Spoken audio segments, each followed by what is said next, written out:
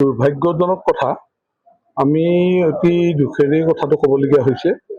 এইখন এখন ধৰ্মীয়, আধ্যাত্মিক আৰু সাংস্কৃতিক অনুষ্ঠান আৰু দৰঙৰ স্বাভিমান বা দৰঙৰ এটা পৰিচয়, গৌৰৱ খতৰা সত্ৰ দৰংবাসীৰ কাৰণে। অসমৰ সত্ৰসমূহৰ ভিতৰত খতৰা সত্ৰ এখন আগশাৰীৰ সত্ৰ।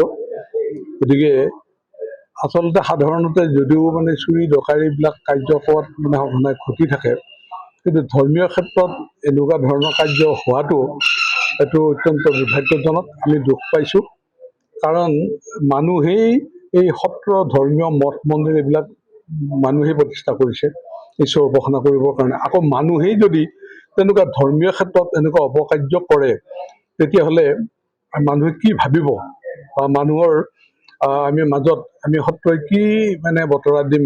আমি অত্যন্ত মৰ্মাহিত হৈছোঁ যে যোৱাকালি দিনৰ ভাগত আবেলিলৈকে আমি ইয়াতে প্ৰায় 2:30 বজালৈকে সত্ৰত আমি নিজেই আছোঁ, কিন্তু আমাৰ এখন শাখা সত্ৰত কালি জেঠমহীয়া সভা আছিলে। সভালৈকে আমাৰ আতৈ ভকতসকল, আমাৰ সমিতিৰ সদস্য সকলো গৈছিলে।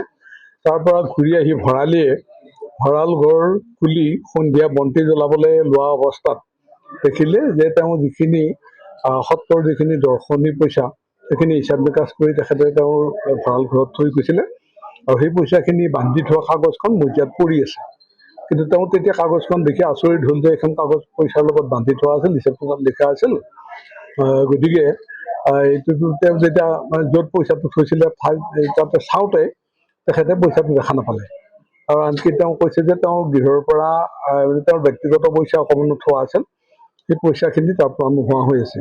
আৰু লগে লগে তেখেতে আমাৰ সত্ৰৰ সভাপতি সম্পাদক বা আমাৰ কমিটিৰ সকলো সদস্যক জনালে। আমাৰ স্থানীয় ৰাইজবিলাকো আহিলে। আহি আমি দেখিলোঁ যে তালা, ভঁৰালীয়ে কোৱা মতে দৰ্জাত সেইমত তালা লগোৱা আছিল, তেওঁ বন্তি জ্বলাবৰ কাৰণেহে তালাটো খুলিছিল।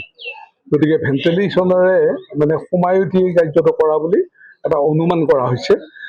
কিন্তু ভেণ্টিলেশ্যনলৈ সোমাব লাগিলে নিশ্চয় ডাঙৰ মানুহ নহয়, নিশ্চয় সৰু মানুহে বা কম দেহৰ আকাৰৰে হ'ব।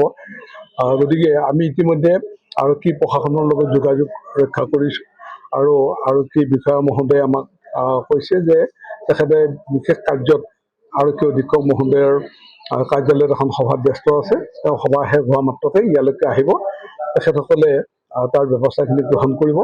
ইতিমধ্যে আমি লিখিত এজাহাৰ এখনো প্ৰস্তুত কৰিছোঁ। আমি আশা ৰাখিছোঁ যে আৰক্ষী প্ৰশাসনে ইয়াৰ ন্যায়িক এটা সুন্দৰ নিৰপেক্ষভাৱে খুব কটকটীয়া তদন্ত কৰি আমাৰ যিখিনি ক্ষতি হৈছে, ক্ষতিখিনি আমাক উদ্ধাৰ কৰি দিব, আৰু দোষীক উপযুক্ত শাস্তি দিয়ক।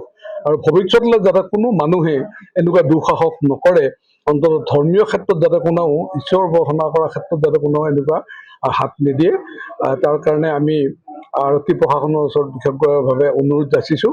আৰু আৰক্ষী বিষয়া মহোদয়ে আমাক আশ্বাস দিছে যে আমি গৈ তন্নতন্নকৈ গোটেই কথাখিনি ব্যৱস্থা কৰিম। গতিকে আমি সেইটো আশা ৰাখিছোঁ। CCTV কেমেৰাৰ কাৰণে আমি ক'লোৱেই সময়টো 2:30 বজালৈকে সত্ৰত আমি নিজে আছোঁ, আমাৰ আতৈ ভকতসকলো আছে। সত্ৰততো বিভিন্ন মানুহ আহে, অন্ততঃ আবেলিৰ ভাগতো আজিকালি সত্ৰত মানুহে সত্ৰত আমাৰ সত্ৰৰ CCTV সংযোগ আছে।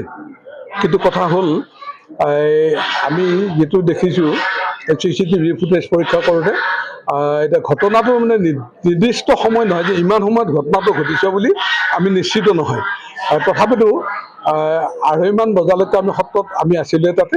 কিন্তু দক্ষিণ ফালে আমাৰ ভঁৰাল ঘৰটো আছে, কীৰ্তন ঘৰৰ পৰা তালৈকে আমাৰ CCTV কেমেৰা সংযোগ কৰা আছিলে। কিন্তু তাত এটা ল'ৰাই, সৰু ল'ৰা এটা খোজকাঢ়ি আহি থকা আমি প্ৰত্যক্ষ কৰিছোঁ। কিন্তু কথা হ'ল সেইজন ল'ৰাই যে ঘটনাটো কৰিছে, এই কথাটো আমি যিটো বাস্তৱতে আমি দেখা নাই, সেইটো অনুমান কৰিব নোৱাৰোঁ। আৰু সেই ফুটেজটোৰ পিছতেই প্ৰায় 1 মিনিটমান পিছতেই সেই CCTV ফটো নিদিয়া হৈছে, অৰ্থাৎ তাৰ কেবুলডাল ছিঙি দিছে। গতিকে তাৰ পৰা মানুহে সন্দেহ কৰিছে হয়তো এই ঘটনাটো কৰাৰ আগমুহূৰ্তত CCTV কেবুলডাল ছিঙি লৈ উঠিহে তাতে ফুটেজবিলাক ধৰা নপৰে, তেনেধৰণে ব্যৱস্থা কৰা বুলি সন্দেহ হয়।